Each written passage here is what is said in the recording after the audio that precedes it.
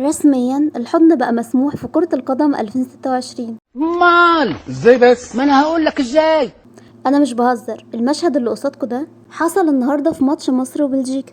ومعلش اللي هيقولي على المطبخ عشان بتكلم في الكورة، فاحب اقولك ان انا بصور الفيديو ده من المطبخ، فوفر على نفسك كده واهدى. لا ما بطلعش، واهدى بقى، اهدى. يا جماعة اللي حصل النهارده في ماتش مصر وبلجيكا ما هو الا عنصرية ضد العرب، يعني لقطة واضحة للأعمى. مدافع بلجيكي بيمسك زيزو في منطقة الجزاء، والحكم ولا بيصفر ولا الفار بيرجعه ولا حتى المخرج بيعيد الكورة. طيب مثلا هنفترض ان الحاكم ده اتعمى، او مثلا يعني ما خدش باله منها او ما شافهاش. طب حكم الفار او المخرج اللي بعد 3 دقايق ورا بعض الكورة ما تتعادش؟ ده كان في كورة تانية في نص ملعب بلجيكا، لاعب بلجيكا لما محمد هاني دخل عليه راح المخرج في ثانية عايد الكورة والماتش لسه شغال. فوالله انا شايفة ان دي اغرب كورة في كاس العالم 2026، وان كمان اللي بيحصل ضد مصر والعرب عموما فيه عنصرية وانحياز جدا.